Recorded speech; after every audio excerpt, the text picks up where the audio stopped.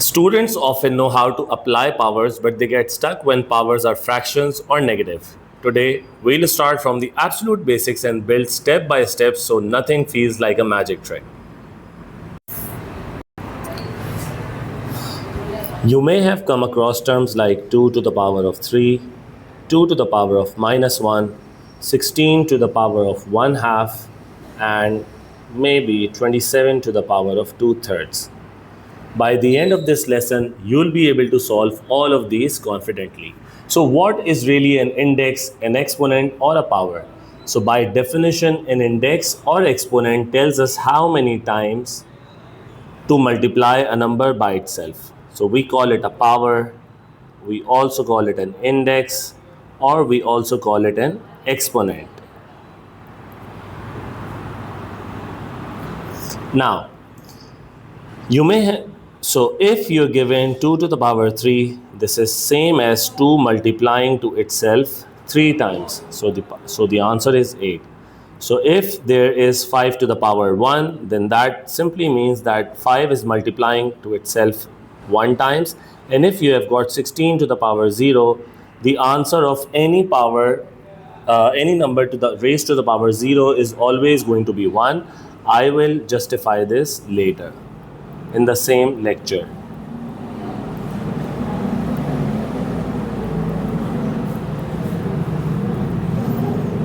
Okay. Now, there are a few laws of indices that we are going to do step by step. We will do the proofs here, and after that, you just need to learn all of those. So, the first rule is product rule.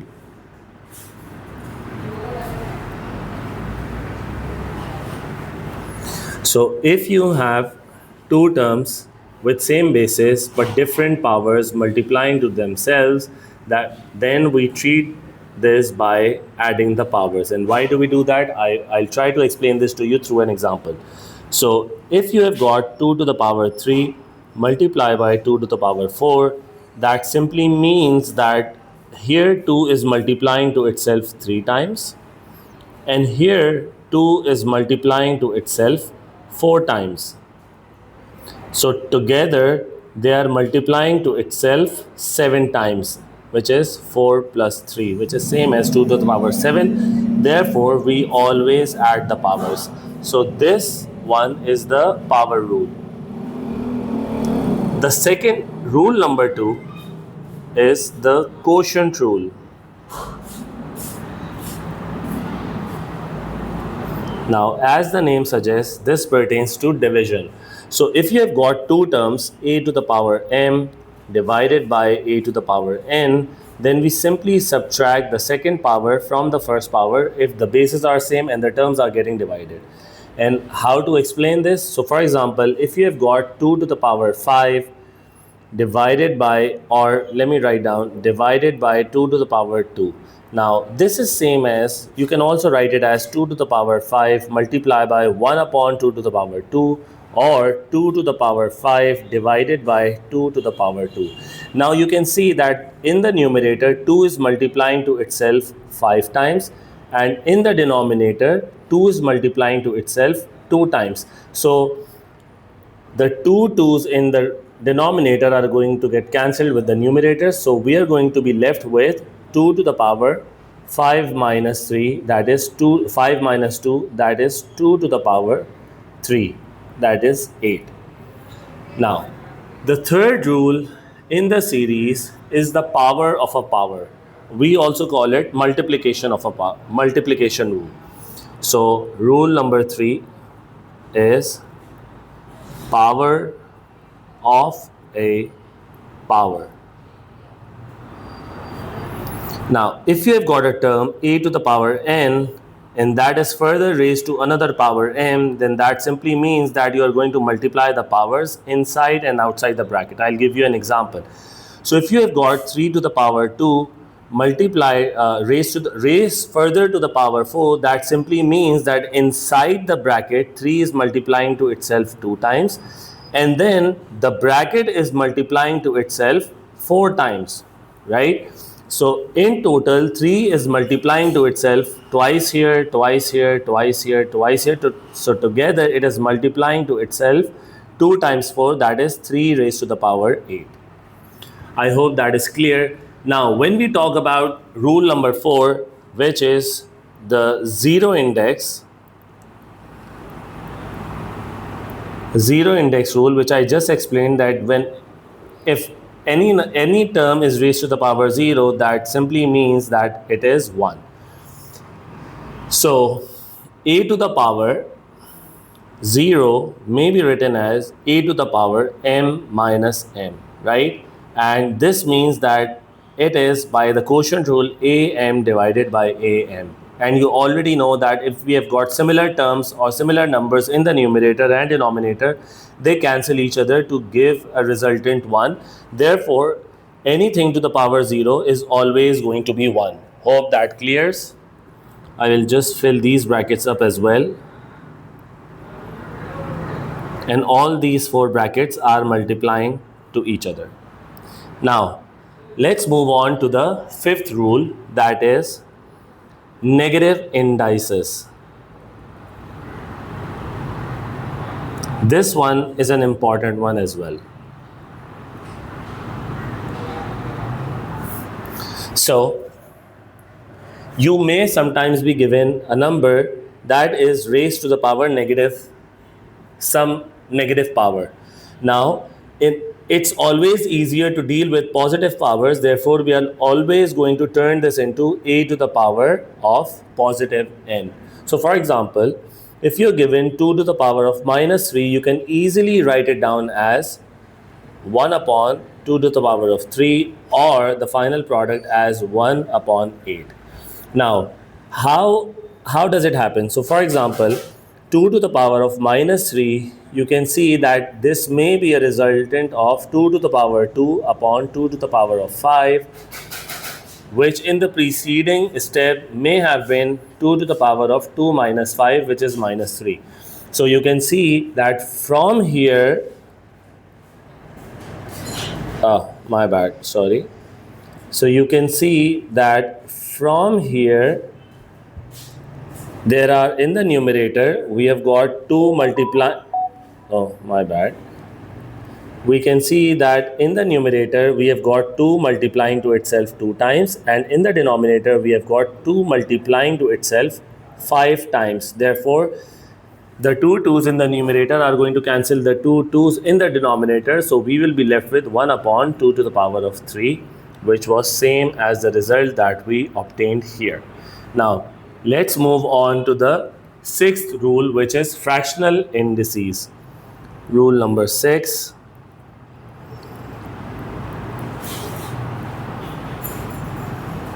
Fractional indices. Now, so you are also given terms like a to the power 1 upon n. In such a case, you should know that the denominator always reflects the root. So this is the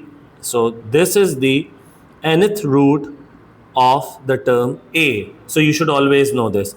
So if you are given a to the power m upon n, then you must know that this m represents the power and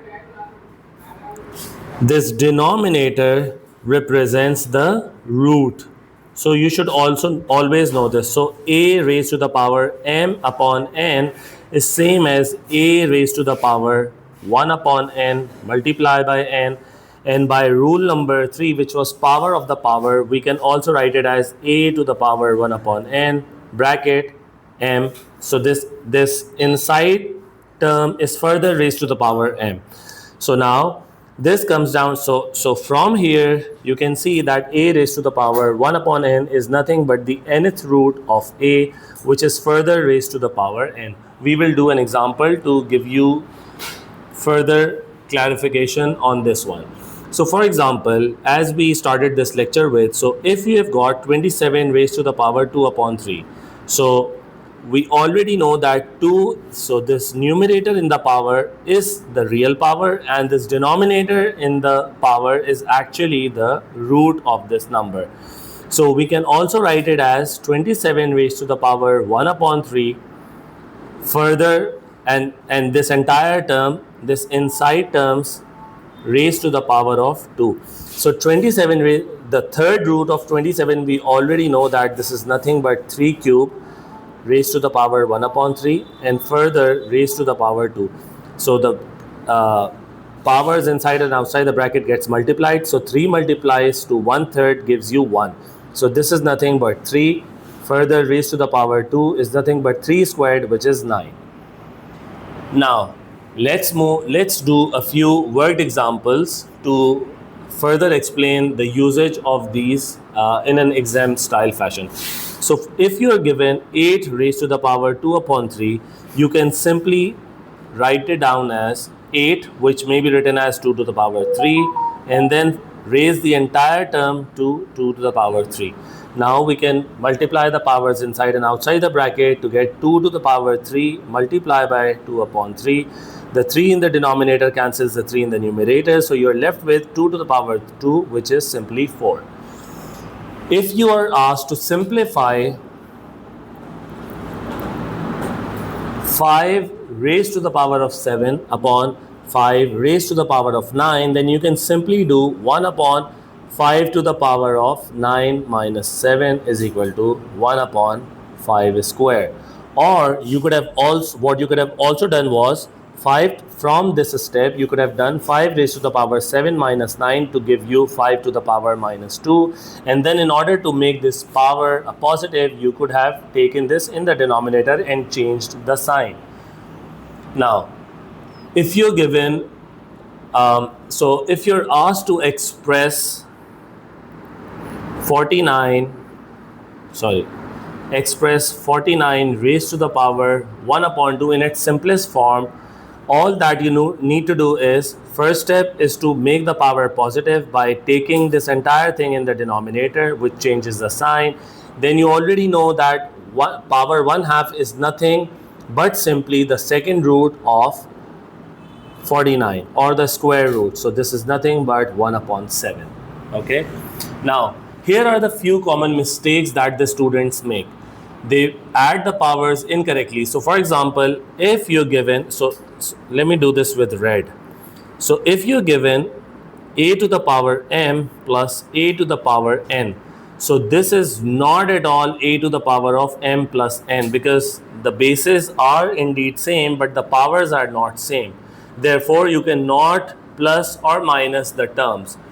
They also misinterpret the fractional indices, forgetting that the denominator is nothing but the root. So this one is the root. Always remember. Another mistake that the students make commonly is that they forget base, that the base must be the same when applying loss. So you must have seen that the bases were always the same when we were doing all the rules here. So when we were doing power of a or the rule to, so you could see that the bases were same here and the bases were same in the product rule as well. So make sure that you are not forgetting that before operating the terms and applying the indices law, the bases need to be same. So now a quick recap for all of you. Whenever the terms with same bases are multiplying, the powers are added. When the terms are divided, the second power is subtracted from the first power. What I mean is a to the power p divided by a to the power q is a to the power p minus q and not a to the power q minus p. This one is incorrect. Also, power of a power means that you multiply the power. So a to the power p further raised to the power q is nothing but a raised to the power p multiplied by q. Anything raised to the power 0 is always going to be 1. Whatever, no matter how large the number inside, whenever it is raised to the power 0, it's nothing but 1. Negative power means that you can shift that or convert that into a positive power by reciprocating it in this manner, and vice versa. So for example, if you have got a to the power n, you could write it as a to the power minus n. Fractional power, in the cases of fractional power, a raised to the power m upon n, this is the real power and this is the root. Make sure that you remember it and you know how to treat it in this manner. Okay, so you split the fraction into two numbers which are, or into two terms which are a product of each other. So practice is everything here. You should take 5 examples mixing positive, negative, and fractional indices from any source online, solve them, and check back with me in the next lecture, CERTs, where we are going to do the simplification and rationalizing denominators. So you can, if you want to see more of such videos, you can follow us. Thank you.